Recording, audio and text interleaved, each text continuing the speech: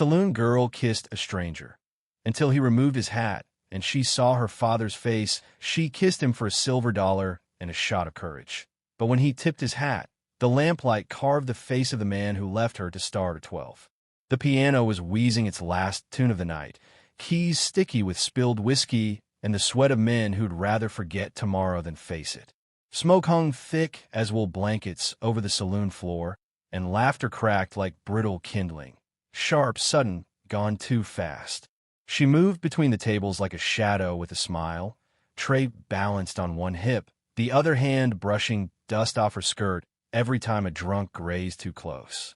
Her name wasn't on the sign outside, wasn't spoken much at all. Folks called her Red for the hair that curled wild past her shoulders, though it hadn't seen a brush in weeks. Truth was, names didn't matter much in Deadwood Flats. Only coin, only survival. He sat alone in the corner booth back to the wall, hat pulled low. Not the kind who shouted or slapped tables. Quiet, dangerous quiet. The kind that made barkeeps pour slower and girls walk wider. He'd been there since sundown, nursing one drink like it owed him money. Didn't flirt, didn't leer. Just watched. Watched the doors. Watched the stairs. Watched her. When Big Tom, the saloon owner, nudged her with his elbow and nodded toward the corner. She knew what it meant. Go draw him out, girl. Man's got coin tucked in his vest. And silence like that costs extra. She swallowed hard, the taste of yesterday's bread still sour on her tongue. Rent was due. Boots were splitting, and the bruise on her ribs from last week's customer hadn't faded. So she smiled. The kind that didn't reach her eyes. The kind that cost her a piece of herself every time. She slid into the booth across from him, close enough that her knee brushed the table leg. Buy you another, stranger? Her voice came out smoother than she felt. He looked up, slow, deliberate. His eyes were the color of storm clouds over dry earth, gray, heavy, unreadable. He didn't smile, just nodded once. She returned with a bottle and 2 glasses. Poured, didn't spill. Good girl. Always a good girl when coin was on the line. He drank slow. She matched him sip for sip, though the whiskey burned like sand in her throat. He talked thin, low, gravelly word about trail dust and busted axles, about a mule that kicked a man clear into next Tuesday. She laughed when she was supposed to, tilted her head, let her fingers linger near his on the table. The routine, the dance, the lie. Then the music swelled, some fiddler scraping out a waltz like his life depended on it. A cheer went up. Someone shouted, "Kiss for $1." Old game. She played it 100 times. Cheeks brushed, lips barely touched, quick as a snake strike.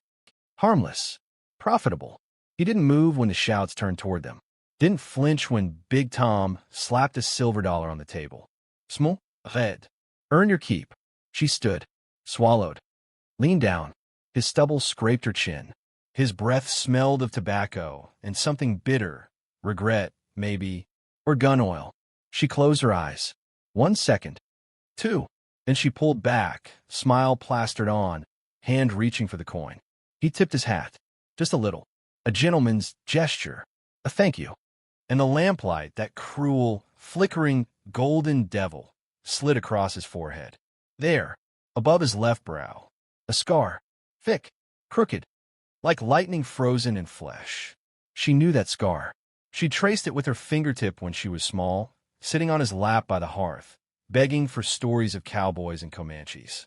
She'd kissed it once when he came home bleeding, said it made him look brave. He'd laugh then, deep and warm, like logs popping in winter.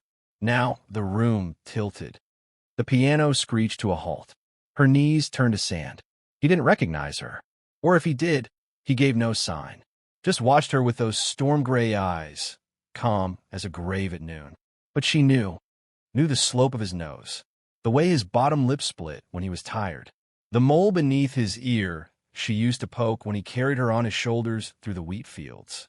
It was him, her father, the man who vanished the night the raiders came. The night Mama screamed until her voice broke. The night she hid under the floorboards, clutching her doll, listening to boots crush the porch planks, and then silence.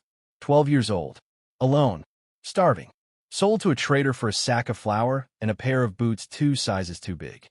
And now here he sat, alive, drinking, tipping his hat like a gentleman after kissing his own daughter for a silver dollar. Her hand trembled as she snatched the coin off the table. Cold metal bit in her palm. She didn't scream, didn't cry, didn't collapse. She turned, walked, one foot in front of the other, past the grinning drunks, past the fiddler tuning up again, past Big Tom's raised eyebrow. Up the back stairs, into her room, locked the door, slid down against it, and let the silence swallow her whole. Outside, the desert wind moaned through the eaves. Inside, a girl stared at her shaking hands and wondered if the man downstairs was her salvation or the reason she'd learned to hate God.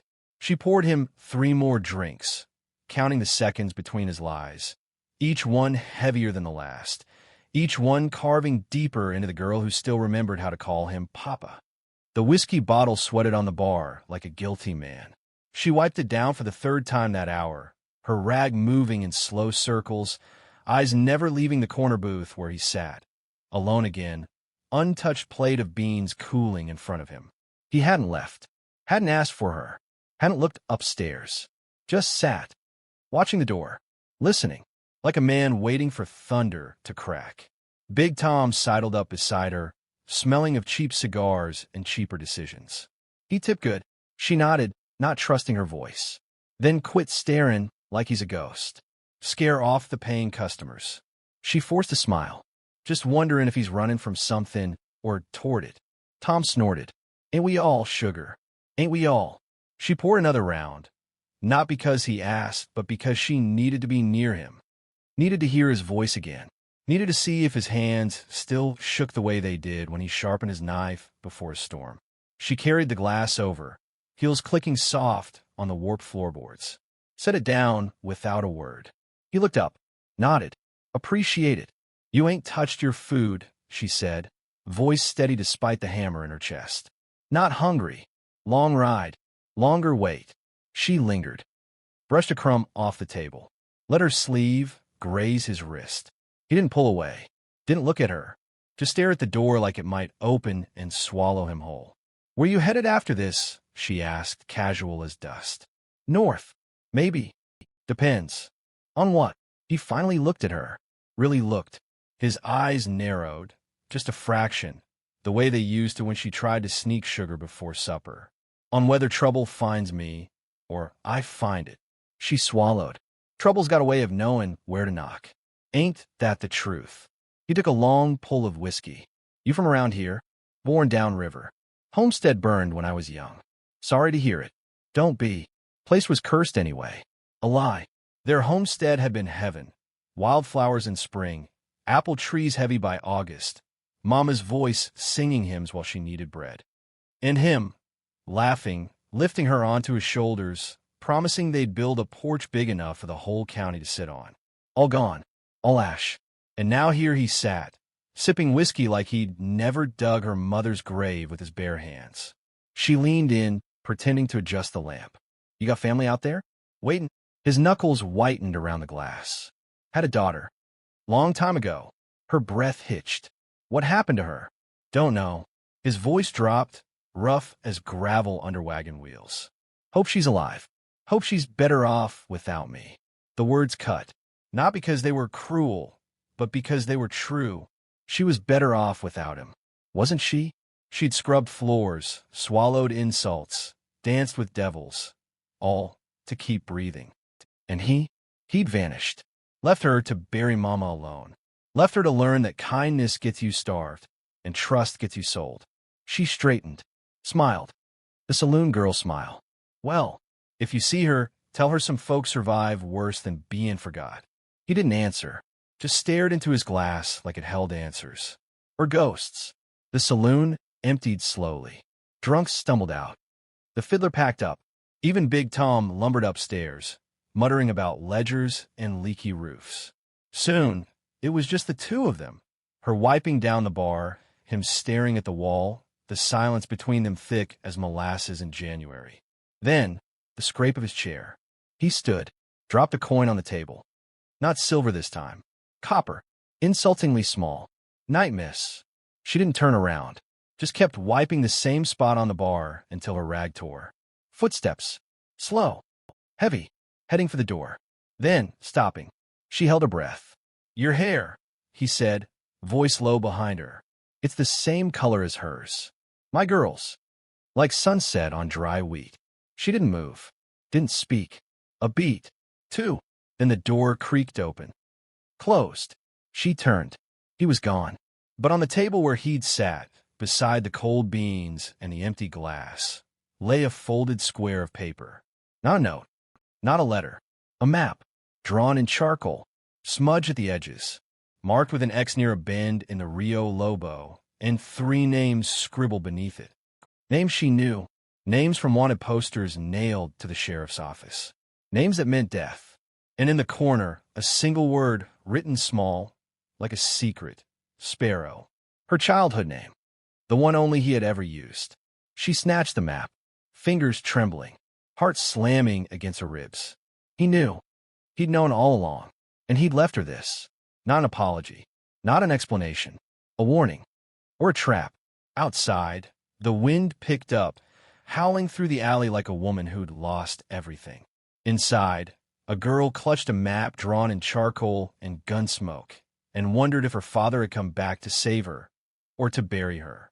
She stole into his room while he slept, not for vengeance, but for the truth tucked inside his boot, and what she found wasn't a confession. It was a plea, written in her childhood nickname, signed with a father's trembling hand. Midnight in Deadwood Flats didn't sleep. It just held its breath. The wind rattled loose shutters like teeth chattering in the cold. Somewhere down the street, a drunk sang off-key to a dog that didn't care. And above the saloon, in the narrow hallway that smelled of sweat and old varnish, she moved like smoke. Barefoot, silent, key pinched between her fingers. Big Tom kept spare keys behind the bar. Always had. In case a girl locked herself in crying, he'd say with a wink that never reached his eyes. She'd lifted it while wiping down the whiskey stains. Easy. She'd done harder things just to eat. Room 3. Into the hall. His door. She turned the key slow. Listened. Nothing but the creak of the floorboards settling and the low, even rhythm of his breathing from inside. He slept like a man used to danger. One hand curled near the edge of the mattress, the other resting near his boot, still on, still laced, still caked with trail dust. She slipped inside. Moonlight cut through the grimy window, painting stripes across the floor. His shape under the thin blanket was long, lean, older than she remembered. Tom had carved new lines into his face. Hunger, maybe, or guilt. She didn't let herself look too long.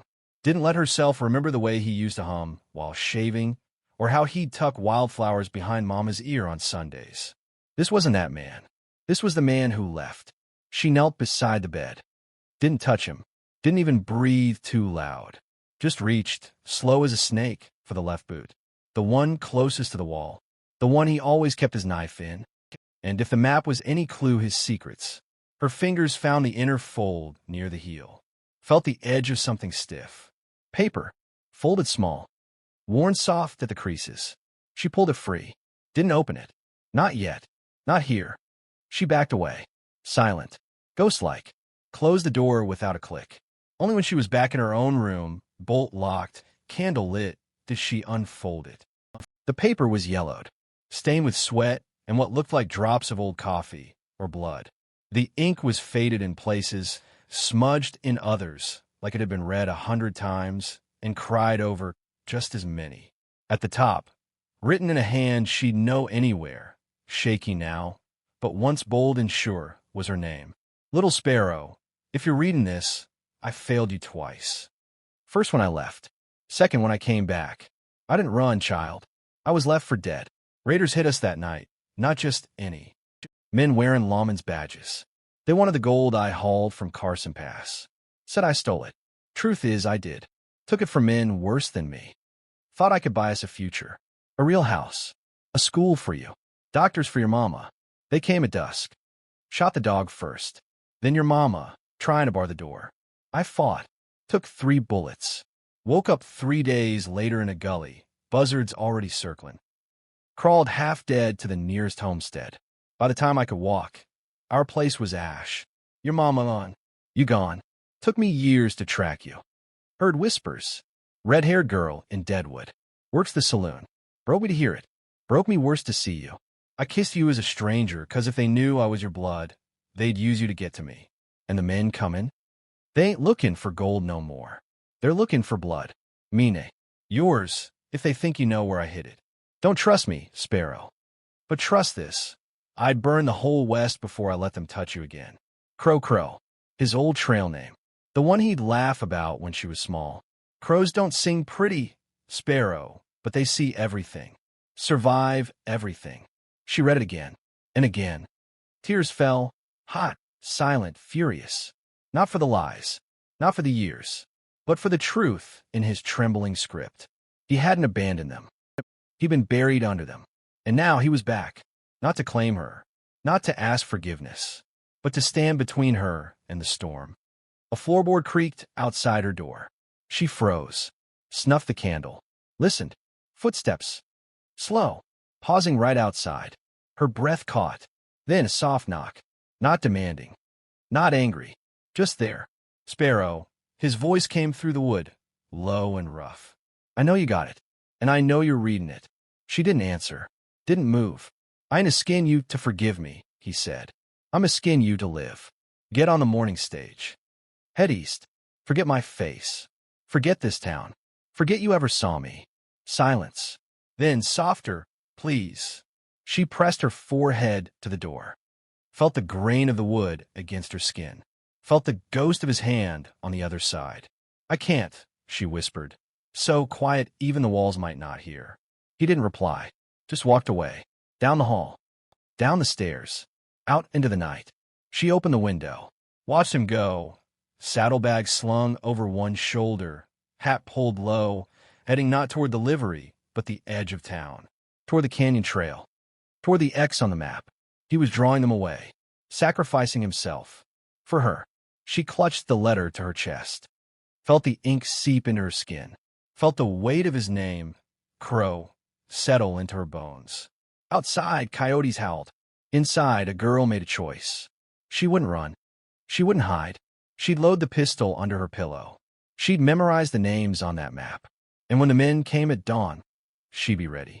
She served them whiskey with a smile, memorized the scars on their knuckles, then reached under the bar and shot the first man between the eyes before he could blink. Dawn came like a thief, quiet, cold, stealing the stars one by one.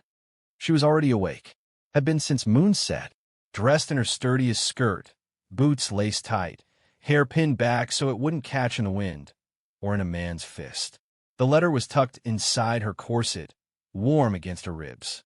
The pistol, a snub-nosed Colt she'd stolen from a dead gambler last winter, was tucked beneath the bar, wrapped in a dish rag so the wood wouldn't rattle. She didn't pray, didn't cry, didn't pace, just wiped glasses, polished brass, hummed tunelessly to herself like any other morning. The saloon smelled of stale beer and wood smoke. The chairs were still overturned from last night's brawl. The piano key was still cracked. Normal. Until the hoofbeats. 3 horses, trotting slow, confident, like they owned the dirt they rode on. She saw them through the grimy front window, silhouettes against the rising sun, hats low, rifles slung casual over their shoulders. The kind of men who didn't knock, didn't ask, just took. Her fingers tightened around the glass she was polishing. Didn't drop it, didn't shatter, just set it down. Slow, deliberate. Big Tom lumbered down the stairs, yawning. Open early today, Red? Got a feelin', she said, voice steady. Like rain. He grunted. Ain't rained here in 6 months. Then I'm due. The batwing doors creaked open. 3 men walked in. Not talking, not smiling, just scanning. Eyes sharp as flint. Boots heavy on the floorboards. Dust still clinging to their dusters. The tallest one, scar running from temple to chin, spat on the floor. Whiskey. All 3. She nodded. Didn't flinch. Poured. Set the bottles down with a soft clink. Keep him coming, said the second, thick neck, missing 2 fingers on his left hand. Glad to, she said and smiled. They drank. Didn't touch the glasses. just tipped the bottles back like they were draining canteens in the desert. She watched. Memorized. Scarface liked his whiskey neat. Thickneck wiped his mouth with his sleeve. The third, youngest, quietest, with a silver star pinned crooked on his vest, kept glancing at the stairs. At the hallway. At her. "You work here long?" Scarface asked, eyes narrowing. "Long enough to know trouble when it walks in." He chuckled. "Low. Dangerous. You got a mouth on you, girl. Comes with the job." Thickneck leaned forward. "Heard there was an old coyote in town. Goes by Crow. You seen him?" She shrugged. "Lots of men pass through. Most don't leave names." Silver Star didn't speak. Just watched her. Too close. Too quiet. Like he knew. She poured another round. Let her hip brush his chair as she passed. "You boys hunting?" "Something like that," Scarface said. "Goal, maybe?" That got their attention. All three went still. Thickneck's hand drifted toward his belt. "Who's been talking?" "No one," she said, backing toward the bar. "Just rumors. Townsfolk say he stole a fortune. Hit near Rio Lobo. Say he's got a daughter." She let her voice drop, teasing. "Say she's pretty. Red hair. Works in a saloon." Scarface stood. Slow. Smiling now, but didn't reach his eyes. "You wouldn't be her, would you, darling?" She laughed. Light. Careless. "Me? I ain't nobody's daughter. Just a girl trying to earn enough to buy a dress that ain't stained." Silver Star stood too. Didn't smile. Didn't blink. Just stared. "You're lying." The air turned to glass. Thin. Brittle. Ready to shatter. She didn't move. Didn't breathe. Then Thickneck turned. Reached for the whiskey bottle behind him. Back to her. Exposed. She moved. Fussed. Dug behind the bar. Fingers found the Colt. Unwrapped it. Cocked it. Rose. Aimed. Boom. The shot cracked like a whip in a silent canyon. Thickneck dropped like a sack of grain. Bottle shattered on the floor. Whiskey and blood pooling together. Scarface roared, fumbling for his rifle. Silver Star froze, eyes wide, hand hovering over his holster. She didn't hesitate. Swung the barrel. Fired again. Scarface jerked, stumbled back into a table. Alive. Wounded. Snarling. Silver Star finally moved, drawing fast, smooth, professional. But she was already ducking, already rolling, already firing a third shot. Wild, desperate, as glass exploded above her head. The bullet caught Silver Star high in the shoulder. He staggered, cursed, fired back, bullet splintering the bar top inches from her hand. She scrambled back, grabbed a bottle, hurling it like a grenade. It smashed against Scarface's temple. He howled, went down. Silver Star, bleeding, teeth bared, raised his gun again when the front door exploded inward. Wood splintered. Hinges screamed, and he stood there, hotgona, coat open, revolver in each hand. Crow, eyes blazing, chest heaving, blood already soaking through his sleeve, fresh wound. From last night? From a fight on the trail? Didn't matter. He fired. Once. Twice. Scarface took one in the chest. Silver Star took one in the leg. Both dropped. Silence. Smoke curled lazy in the air. Whiskey dripped from the shelves. Crow didn't lower his guns. Didn't look at the men groaning on the floor. Just stared at her. Across the wreckage. Across the blood. Across 12 years of silence. "You shouldn't be here," he rasped. "Neither should you," she shot back. He stepped inside, kicked a chair out of the way. "You shot first. I learned from the best." He studied her. Long, hard, like he was seeing her for the first time, not as the child he lost, but as the woman who'd just saved his life. Finally, he nodded. "Saddle the fastest horses. Back livery. I'll cover you." She ran. Past the groaning men. Past Big Tom's slack-jawed stare at the top of the stairs. Out the back door. Into the alley. Morning light stung her eyes. Hoofbeats thundered in the distance. Not 10 minutes. 5. Maybe less. She saddled 2 horses. Hers, a chestnut mare with white socks. His, a black gelding with a star on its forehead, just like the one he used to ride. She led them to the mouth of the alley. He was waiting, bloodier now, breathing hard, but standing, always standing. He swung onto the black gelding with a grunt. Didn't ask if she could ride. Didn't ask if she was scared. just looked at her. "You sure about this, Sparrow?" She mounted, gripped the reins. "I ain't running anymore." He nodded. "Then ride like hell." They kicked their horses into a gallop just as the first riders crested the hill. 5 more. Rifles raised, shouting. Bullets whined past their ears. Dust rose like a storm behind them. And ahead, nothing but badlands, canyons, and the long, red road to Rio Lobo. Behind them, the saloon burned, set alight by a stray shot or a dying man's revenge. She didn't know. All she knew was this. She was riding beside her father. And for the first time in 12 years, she wasn't alone. She kissed him one last time in the canyon dust, then spurred her horse straight into gunfire, drawing every bullet so he could live and vanish in a legend. The horses ran like their hearts were on fire. Hooves pounded the cracked earth, kicking up red dust that stung their eyes and coated their tongues. Behind them, the posse howled like wolves, 5 riders, maybe 6, rifles cracking sharp and mean against the canyon walls. Bullets whined past, some so close she felt the wind of their passing. One tore through her sleeve. Another clipped the mare's flank. The horse screamed, but didn't slow. Good girl, brave girl, like her rider. Crow rode beside her, low in the saddle, one hand pressed to his bleeding side, the other gripping reins and revolver like they were the last things tethering him to this world.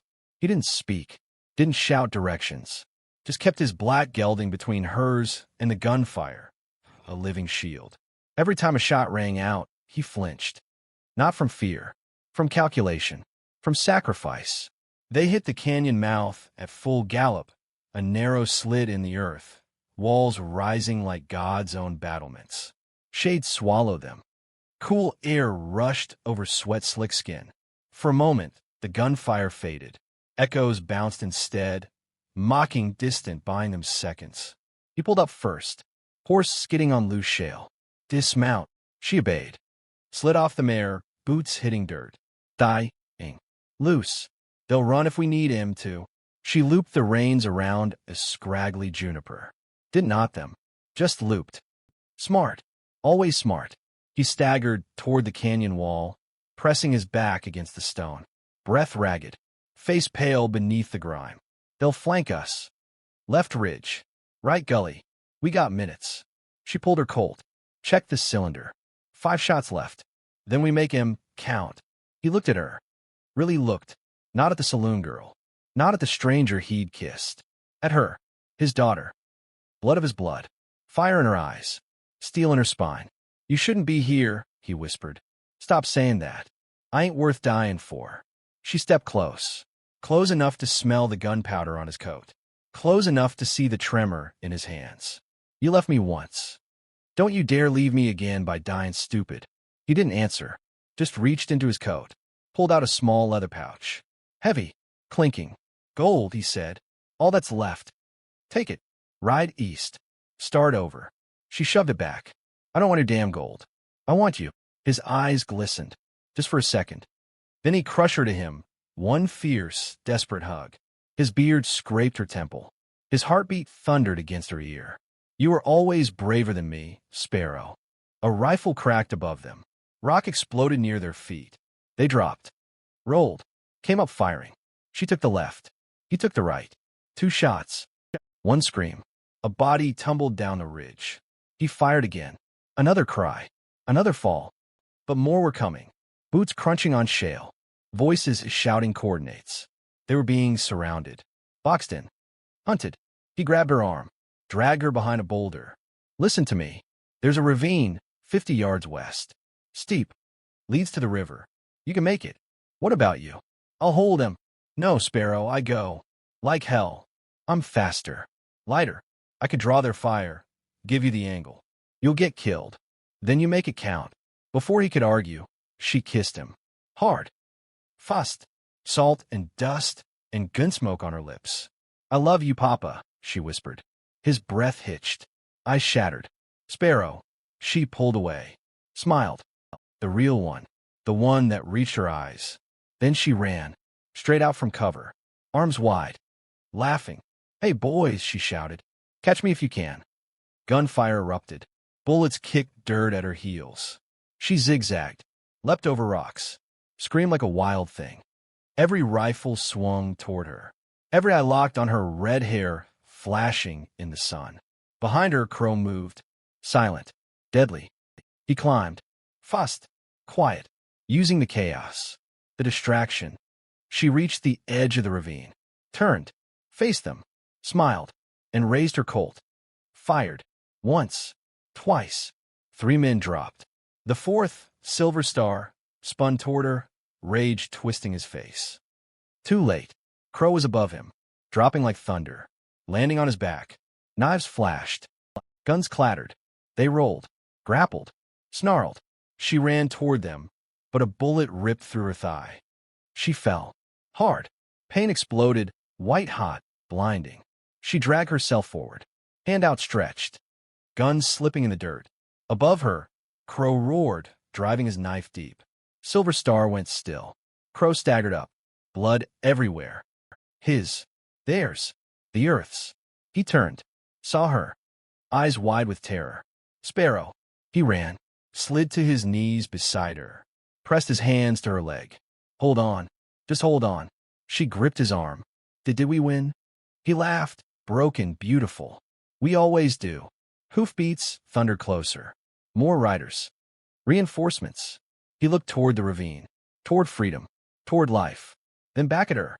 No, she whispered. Go. Please. Not without you. You have to. She shoved the gold pouch into his hands. Take it. Live. Build that porch. Plant those damn apple trees. He shook his head, tears in his eyes. I can't leave you again. You're not leaving me. You're letting me go. The hoofbeats were deafening now. He kissed her forehead. I'm so sorry, little sparrow. Don't be. You came back. He stood, backed away, eyes never leaving hers. Then he turned, ran, leapt into the ravine, disappeared into shadow. She smiled. Close her eyes. Let the pain wash over her. Let the hoofbeats surround her. Let the world go quiet. They found her at dusk, alive, barely, leg bound with torn cloth, lips cracked, eyes open, staring at the sky. They asked her where he went. She didn't answer. They shook her, threatened her. She just smiled and whispered, crows fly at sundown. They buried Silver Star and his men in unmarked graves. They searched the ravine, found nothing. No body, no trail, no gold. Just a single black feather caught in a thorn bush. Years later, travelers swear they see her sometimes, riding the ridge at twilight, red hair flying, laughing into the wind. Some say she's looking for him. Others say she's warning folks to stay clear of Rio Lobo. And on still nights, when the coyotes fall silent and the stars hang low, you can hear hooves and a voice, rough, warm, full of love, calling into the dark, Sparrow, I'm coming, girl. Wait for me. The West forgets fast, but some stories, they don't die. They ride forever.